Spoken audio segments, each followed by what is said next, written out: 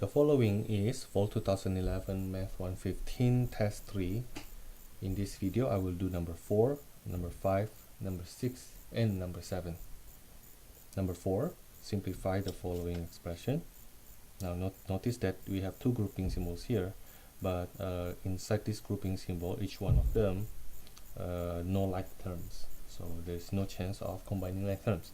What I will do then, I will do distribution of this -4 into this first group and -3 into the second group. Okay, now let's do the distribution. -8x cubed plus 36x squared minus 12 plus 6x plus 9x cubed. When I combine like terms, the x cubed with x cubed, -8 plus 9, that's 1, so I will write x cubed invisible 1, right? And then for the x squared term, only one of them, so that will be plus 36x squared. For the x term, only one of them, that will be plus 6x. And then for the constant term, -12 minus 12, I hope you don't say that's that's 0. -12 minus 12 is -24. Okay, now that's for number 4. Number 5, multiply this polynomial. It's a binomial by a polynomial. What I will do here, I will distribute the 3x first into the second group, and then after that I will distribute -4y into the second group. Now let's see, this is 3x times 5x squared, that will be 15x squared, x cubed I mean, and then the second term will be minus 6x squared y. The third term, 3x times -4y squared, that will be minus 12xy squared. Okay, so I'm done with distributing the 3x. Now I go on with distributing the -4y. -4y times 5x squared is -20x squared y, and then distribute -4y by -2xy, that will be plus 8xy squared, and lastly plus 16y cubed. Now then, from here I combine like terms. The x cubed seems like it is by itself, that's 15x cubed, and then the x squared y term, I think there are two of them, right? That is -26x squared y, and then the xy squared term, -12 plus 8, that's -4xy squared, and finally the standalone 16y cubed, that will be plus 16y cubed. Okay, number 6, multiply this binomial with that trinomial. Now seems like this question is easier than number 5, but let's take a look.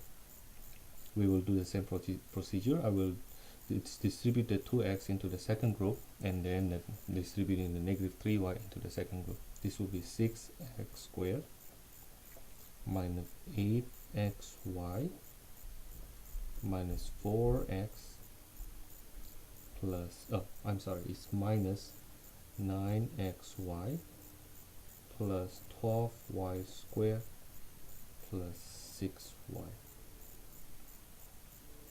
If I combine like terms, 6x squared, it's by itself, and then the xy term, we have minus 8xy and minus 9xy, that will be -17xy. Okay, and then the y squared, you may get confused with the ordering. There's no preset rule of the ordering, but we usually do it this way. The variable of the degree, the terms with degree 2, like x squared, xy, and y squared. And then after you're done with the degree of 2, then you go on with degree of 1. This is degree of 1 with only one variable and only one variable. Like the total degree of the variable is only 1. So minus 4x plus 6y.